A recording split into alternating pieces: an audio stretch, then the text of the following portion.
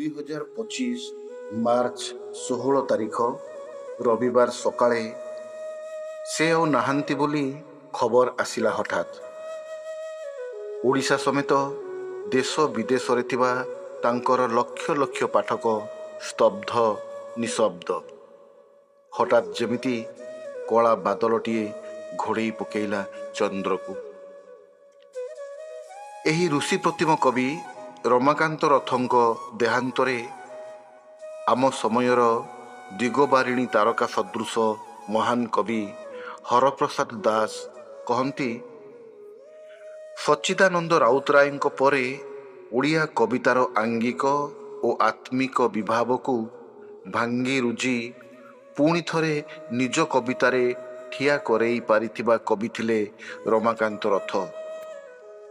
ଗୃହୀ, ସନ୍ନ୍ୟାସୀ, ବିଦ୍ରୋହୀ, ବୋହେମିଆନ ଏ ସବୁ ସ୍ୱର ଏକାଠି ବାଜି ଉଠିଥିଲେ ତାଙ୍କ କବିତାରେ ଗୋଟିଏ ଅର୍କେଷ୍ଟ୍ରାରେ। ରମାକାନ୍ତ ରଥ ଥିଲେ ମାନୁଷୀ ରାଧାକୃଷ୍ଣ ପ୍ରଣୟ ଗାଥାର ପ୍ରଥମ ବାର୍ତ୍ତାକାର।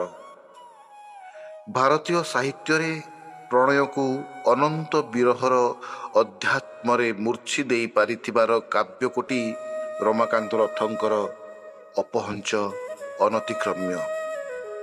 ସେ ବଳଦେବ ରଥଙ୍କ ପରେ ଓଡ଼ିଆ କବିତାରେ ଦ୍ୱିତୀୟ କବି ସୂର୍ଯ୍ୟ।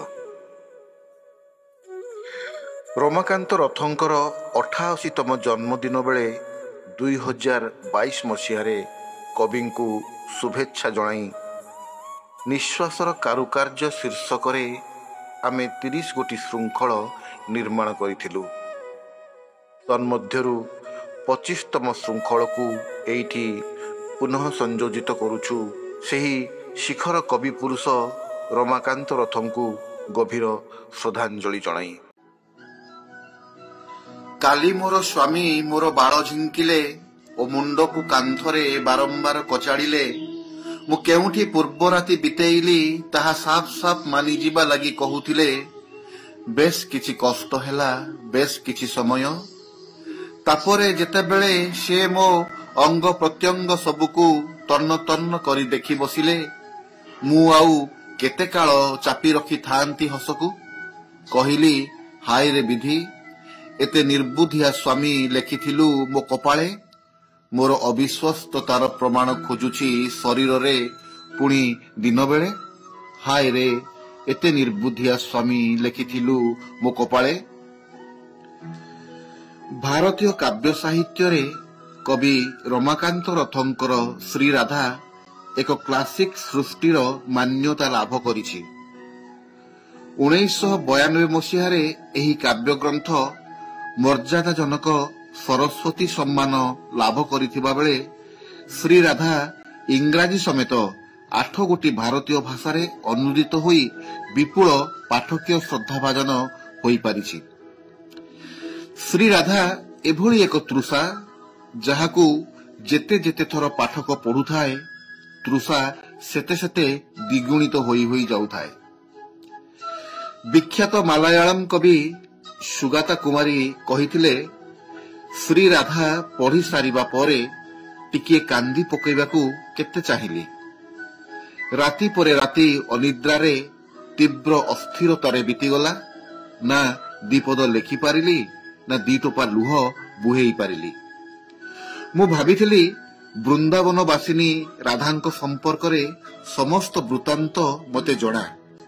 କିନ୍ତୁ ଏ ରାଧା, ମର୍ମନ୍ତୁଦ ପୀଡ଼ାର ଓ ଆନନ୍ଦାପ୍ଲୁତ ଦିବ୍ୟ ପ୍ରେମର ମୂର୍ତ୍ତିମତୀ ଏହି ରାଧାଙ୍କୁ ଭେଟି ମୋ ଆଖି ଝଲସି ଉଠିଲା। ତାଙ୍କର ପ୍ରସାରିତ ଦୁଇ ବାହୁ ଭିତରେ ଥିବା ଉଦ୍ଗ୍ରୀବ ଶୂନ୍ୟସ୍ଥାନର ଶ୍ୟାମବର୍ଣ୍ଣ ଦେଖି ମୋର ସର୍ବାଙ୍ଗ କମ୍ପି ଉଠିଲା। ଦ୍ୱୈତ ଭାବର ଅତଳତଳ ବିଷାଦ ଅଦ୍ୱୈତ ଭାବର ଉନ୍ମାଦକାରୀ ପୁଲକରେ ପରିଣତ ହୋଇଗଲା। ନିଶ୍ୱାସର କାରୁକାର୍ଯ୍ୟର 25ଶ ସଂସ୍କରଣରେ ରାଧାଙ୍କର ପ୍ରସାରିତ ଦୁଇ ବାହୁ ଭିତରେ ଥିବା ଉଦ୍ଗ୍ରୀବ ଶୂନ୍ୟସ୍ଥାନର ଶ୍ୟାମବର୍ଣ୍ଣର ଅଦ୍ୱୈତ ଭାବର ପୁଲକରେ ପୁଲକିତ ହୋଇଯିବା ଭଳି ଏହି କବିତା ଶ୍ରୀରାଧା 11। ଏବେ ଖୁବ୍ ରାତି ଏବେ ମୁଁ ପୁଣି ତରଳି ଯାଏ, ପୁଣି ଭୁଲିଯାଏ ମୋ କୁଳ ମହତ। ପୁଣି ହଁ କରିଦିଏ ତମେ ମତେ ପଚାରିବା ଆଗୁ। ଚକ୍ ଚକ୍ ଅଳଙ୍କାର ପିନ୍ଧି ପୁଣି ମୁଁ ବାହାରି ପଡେ, ସଂସାର ଗୋଟାକ ଯେବେ ନିଦରେ ଅଚେତ। ଏବେ ମୁଁ ପୁଣି ତରଳି ଯାଏ, ପୁଣି ଭୁଲିଯାଏ ମୋର କୁଳ ମହତ। ସଂସାର ଗୋଟାକ ଯେବେ ନିଦରେ ଅଚେତ, ତମ ପାଇଁ ଉଜାଗର ରହେ ସାରା ରାତି। ଜାଣିଶୁଣି ଫାଙ୍କି ଦିଏ ଅନ୍ୟ ସମସ୍ତଙ୍କୁ, ନିର୍ଦ୍ୱନ୍ଦରେ ଭାଙ୍ଗିଦିଏ କାଳକ୍ରମେ ବୁଢୀ ହେବାକୁ ଓ ମରିବାକୁ ଦେଇଥିବା ଦୃଢ ପ୍ରତିଶ୍ରୁତି। ସଂସାର ଗୋଟାକ ଯେବେ ନିଦରେ ଅଚେତ, ତମ ପାଇଁ ଉଜାଗର ରହେ ସାରା ରାତି। ଡେଇଁଯାଏ ଛୋଟ ଛୋଟ ଅନେକ ଆଶା ଓ ଛୋଟ ଛୋଟ ଅନେକ ହତାଶା। ଘରର ଏରୁଣ୍ଡି ବନ୍ଧ ଅବଲୀଳାକ୍ରମେ ଲଙ୍ଘିଯାଏ, ପୁଣି ପାପ କରେ। ଆଗ ଭଳି କିନ୍ତୁ ନୁହେଁ ଏବେ, ବିନା ସୂଚନାରେ ଏବଂ ବିନା ଆତଙ୍କରେ। ଘରର ଇରୁଣ୍ଡି ବନ୍ଧ ଅବଲୀଳାକ୍ରମେ ଲଙ୍ଘିଯାଏ, ପୁଣି ପାପ କରେ। ମୁଁ ଆଉ ଆବଦ୍ଧ ନୁହେଁ ମୋ ଜନ୍ମ ବେଳର ଭାଗ୍ୟରେ।